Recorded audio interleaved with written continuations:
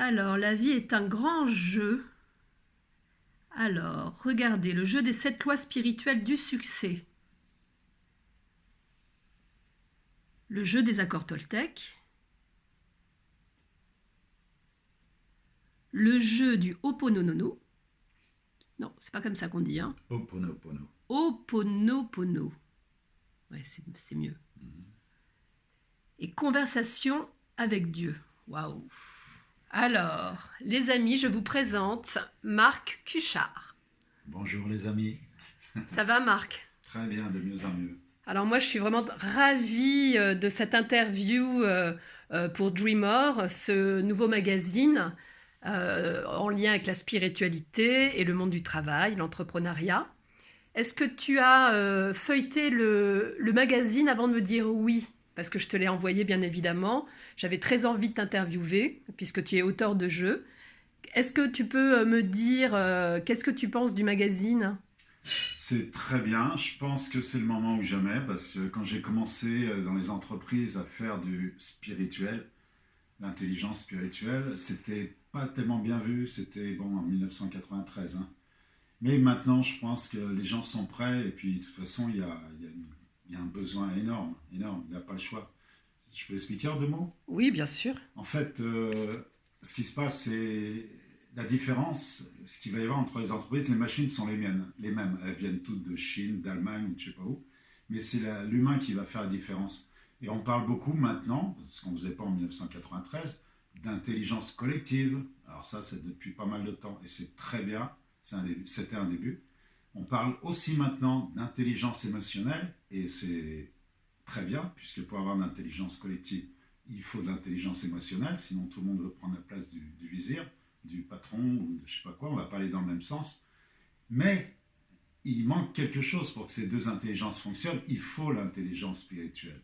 Et ça n'a rien de religieux, au contraire, c'est spirituel dans le sens large du mot, c'est-à-dire l'estime de soi, l'amour, la confiance, enfin bon, l'intelligence où on se sent bien, où on s'aime et on aime les autres, puisque les autres, c'est vous. Voilà, en gros, c'est le moment ou jamais, puisqu'on change de paradigme. En fait, on change de règle de jeu. Pour moi, la vie est un jeu. Alors, l'enjeu est très simple. Hein. Il y a la case départ, la case d'arrivée. À vous de jouer. Si ce n'est pas vous qui lancez les dés, quelqu'un va les lancer pour vous. Donc, allons-y, à nous de jouer. Alors, moi, ce qui m'intéresse beaucoup aussi, j'ai très envie, et je suis sûre que les lecteurs de Dreamer aussi, est-ce que tu as, comment on fait un jeu spirituel? Comment t'en es arrivé là dans ta vie? Et est-ce que tu as rencontré les spiritueux? Je sais pas si ça se dit. En tous les cas, c'est ce que j'ai envie de dire. Est-ce que tu as rencontré ces grands spirituels? Alors, j'ai commencé, d'abord, c'est pour moi, recherche initiatique pendant une dizaine d'années autour du monde. Recherche extérieure, évidemment, avant de faire la recherche intérieure. Et j'ai cherché, mais puis j'ai fait des rencontres un peu extraordinaires, on va dire. Comme il n'y a pas de hasard, maintenant je me dis que c'était mon chemin.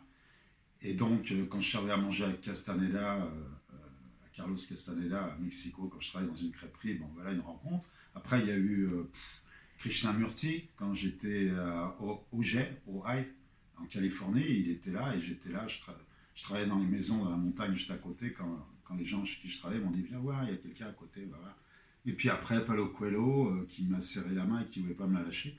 Et je ne comprenais pas tout ça. Et puis après, pouf, pouf, ça s'est mis en place d'une manière. Maintenant, je suis conscient. Avant, je ne savais pas, j'étais jeune et inconscient. Mais maintenant que je suis toujours jeune et conscient, eh bien, je travaille consciemment avec des gens comme Deepak Chopra. Alors, il y a eu des signes, des synchronicités. Alors, qui est cette personne? Parce que peut-être que les lecteurs de Dreamer ne connaissent pas Alors, Deepak Chopra, c'est un ce Américain grand qui est homme. très très puissant, qui a vendu des dizaines de millions de livres sur la spiritualité. Et pourquoi il est très très puissant? C'est qu'il s'adresse à des gens comme nous, c'est-à-dire des Occidentaux, des Américains. Il est américain, mais il est d'origine indienne. Donc, il va chercher dans les anciennes cultures, Bouddha, Karma, etc., quelque chose pour aider les gens à avancer ici et maintenant. Et donc, voilà. Et je l'ai rencontré par hasard, bien qu'il n'y ait pas de hasard, il n'y a que des rencontres. Donc, j'ai trouvé un jour que je travaillais sur le livre des contes avec Jean-Pascal Le Baillot, je travaillais sur la synchronicité, les hasards, tout ça, justement. Et je travaillais sur les... Il manquait les coïncidences pour faire la différence avec tout ça, avec la chance, etc. Et en fait, j'ai trouvé un billet de 5 euros dans le livre des coïncidences de Deepak Chopra. Et je me suis dit, est-ce que c'est pour moi ce signe? Et puis j'ai voulu montrer au vendeur qu'il n'était pas neuf ce livre. Il n'avait rien à faire dans ce magasin, Joseph Gilbert, boulevard Saint-Michel.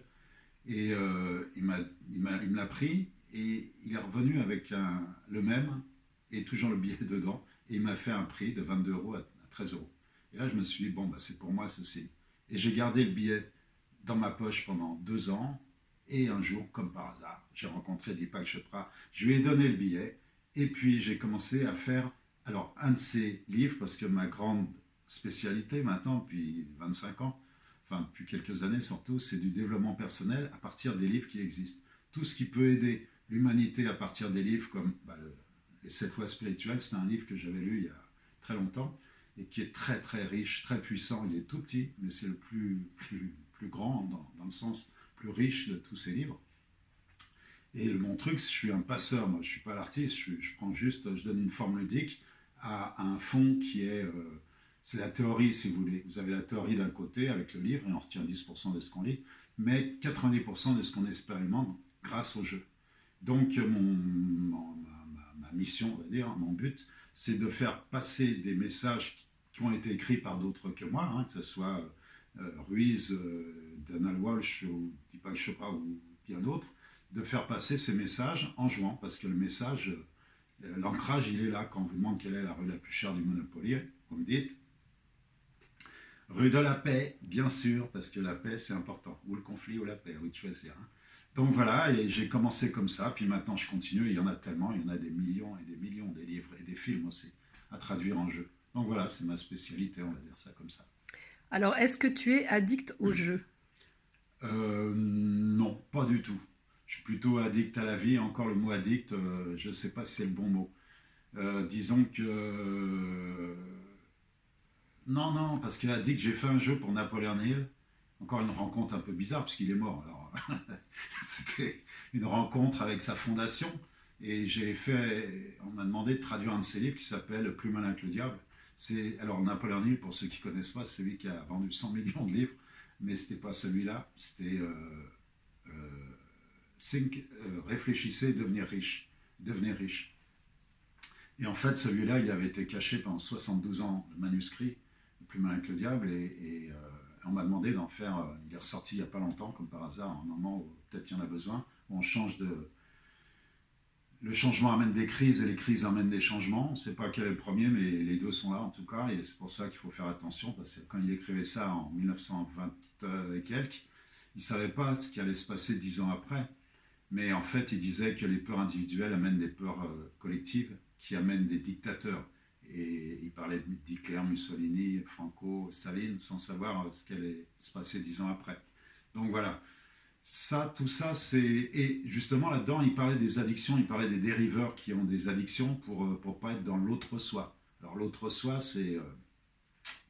Il y en a qui appellent ça le oui à la vie, ou il y en a qui appellent ça l'amour, ou il y en a qui appellent ça... alors, Deepak Chopra appelle ça le véritable soi. Donald Walsh appelle ça la peur ou l'ego. L'ego, voilà, quand vous êtes dans l'ego, vous êtes loin de vous. Et Napoléon Hill appelle ça être un dériveur. Vous dérivez, vous quittez. Voilà. Et les penseurs, c'est ceux qui sont au milieu. L'autre soi, c'est de revenir à son... Alors, là, je viens de faire un jeu, Ho'oponopono et le jeu du haka chez les Marquisiens et Polynésiens, c'est le mana. En Chine... c'est le chi, au Japon, le ki, Dieu, l'élan vital, enfin, l'énergie, la vie, quoi, tout simplement. Magnifique. Il me semble que tu as d'autres casquettes, Marc Cuchard. Est-ce que tu peux m'en dire plus? Est-ce que Oui. Oui, alors j'ai une casquette de... Pardon. J'ai une casquette de... formateur, j'allais dire de passeur, mais oui, je fais passer en donnant des formations à des formateurs. En fait, j'étais sur le terrain pendant des années et j'aime ça. C'est pour ça que je fais des jeux, c'est pour aider les gens maintenant. D'abord, c'était pour m'aider moi. Je pense qu'au niveau énergétique, il faut d'abord commencer par soi, comprendre les choses de l'intérieur avant de les faire passer aux autres. Et même pour l'amour, c'est pareil. D'abord s'aimer avant d'aimer les autres et s'aider avant d'aider les autres. Et quand je dis s'aider, c'est s'aider S''AIDER ou s'aider CEDER. S'aider, c'est lâcher. En ce moment, il faut lâcher beaucoup de choses, sinon, si vous voulez, avant, on avançait pas à pas. Maintenant, il y a un précipice. Je vous ai dit qu'on changeait de paradigme. Donc, il faut faire ce qu'on appelle un saut quantique. Et pour ça, il faut lâcher. Il faut s'aider. Lâcher. La question, c'était Donc, par rapport aux formations. Aux formations, oui. Alors, donc, je forme des gens. Par exemple, pendant un an, j'étais à Fleury, enfin, dans une prison où j'ai animé le jeu des accords Toltec. Il y a plusieurs jeux qui sont passés là-bas pour aider les jeunes, c'était des jeunes de 20 à 30 ans, les jeunes prisonniers à revenir vers eux, justement, on peut dire ça comme ça, à changer leurs croyances limitantes en étant plus positifs, etc. Et maintenant, je forme des gens qui y vont, des coachs, des ludo-coachs. Le ludo-coaching, c'est simple, je suis le fondateur et l'inventeur de ça. C'est être son propre coach, ce que je vous ai dit, on commence par soi, et après, aider les autres à le devenir leur propre coach. C'est-à-dire leur donner des outils, ben voilà, c'est les jeux du ludo-coaching, vous les avez quelques-uns devant vous. Et le but, c'est de faire passer. Vous allez donner et recevoir. Parce que être son propre coach, c'est recevoir quelque chose avec ces jeux et donner aux autres. Voilà. Et combien de temps dure une formation? Alors, une formation, c'est 3 jours. Alors, ça dépend laquelle. Il y a de ludo-coaching, il y a aussi auteur de jeu. C'est-à-dire auteur de jeu? Moi, ce que j'ai appris sur la route, quand j'étais guide au Yémen ou géo à Tahiti ou aux États-Unis, enfin bon, en tournant pendant 10 ans comme ça, j'ai appris les différentes règles de jeu ou cultures de chaque pays. Et dans chaque métier, il y avait aussi des règles. Et voilà, et ma mission maintenant, tout ce que j'ai reçu, c'est que je l'ai reçu et c'est de le partager, de le donner aux autres. Est-ce que tu veux dire que quelqu'un qui arrive comme ça et qui a envie de créer son propre jeu, est-ce que tu as ce genre de formation également? Évidemment, non seulement j'aide les gens à créer leur propre jeu, mais des gens qui ont pas d'idée, mais qui peuvent avoir le jeu en eux. Il suffit de retrouver son âme d'enfant. Tout le monde a joué une fois dans sa vie. Hein. Donc c'est simple. Mais bon, il y a des gens pour qui ça marche pas. Si les gens pensent qu'on est dans le judéo-chrétien, qu'on est là pour souffrir et tout, c'est pas la peine, ça va pas marcher. C'est même pas la peine de venir en formation. Par contre, si vous pensez que la vie est un jeu, comme moi je le pense, hein, c'est très simple. Je pense qu'il y a des gens, et surtout des jeunes, enfin pas que des jeunes, mais des gens ouverts qui sont restés jeunes dans leur tête pour retrouver leur âme d'enfance plus près, on va dire. Et cela, ça marche très très bien et j'en forme des dizaines. Et combien de temps pour créer son propre jeu? Ça dépend de l'avancée et du mental, enfin de la manière dont vous pensez y arriver. Enfin, vous avez une vision sur la vie. Mais en 3 jours, il y a des gens qui repartent. À chaque formation, il y a des gens. Et là, avec Emmaüs, il y a eu un jeu. Enfin bon, il y a eu plein de jeux qui ont été faits dernièrement avec des gens qui au départ n'étaient pas auteurs de jeux. Hein. C'est magnifique. Une dernière question. Dans les sociétés, quel est le jeu qui plaît le plus aux sociétés? Alors, il y en a plusieurs, ça dépend du problème de la société. Quand il y a des burn-out, des choses comme ça qu'il faut s'alléger, je veux dire le jeu de l'entraide, puisque c'est psy, par rapport au psychologique, c'est psychologique le jeu de l'entraide, et le but c'est d'aller mieux, on va dire ça comme ça. Maintenant, il y a le jeu de l'humour aussi qui aide à casser un peu la glace et à détendre un peu l'atmosphère. Maintenant, en ce moment, il y en a qui marchent très très bien, qui marchent dans les prisons aussi d'ailleurs, qui est une organisation comme une autre, un peu différente, mais voilà. Le jeu d'entraide, en fait, c'est sur les relations. Et comme il y a des problèmes relationnels déjà sur les gens entre eux et eux, puisqu'on est en train de changer d'environnement, de paradigme, eh bien, le jeu des Toltec marche super bien. Oponopono aussi, mais il est déjà plus branché, alors que les Toltec, c'est simple. Vous avez 5 accords à faire passer pour ceux qui connaissent. Il suffit de savoir mettre le bon accord au bon moment sans réfléchir. Et là, il n'y a plus de stress, tout va bien, quoi. Et il me semble aussi que tu es directeur de collection chez Très Daniel, brièvement. Oui, alors je suis directeur de la collection Je livre du bien-être. C'est pas juste un jeu de mots où je donne du bien-être. Il y a un jeu et un livre. Ça veut dire quoi? Ça veut dire cerveau gauche, cerveau droit. Je vous ai dit la théorie, la pratique. Donc cette collection qui s'appelle Je livre du bien-être, voilà. Et bien il y a toute une collection. Si vous regardez sur mon site, vous verrez.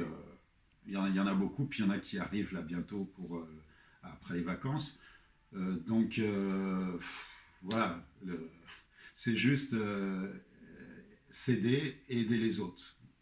C'est ça l'élévation ou l'évolution. En tout cas, on est en train de changer le monde et c'est à nous de jouer, quoi, tout simplement. C'est simple, en fait. La vie est simple.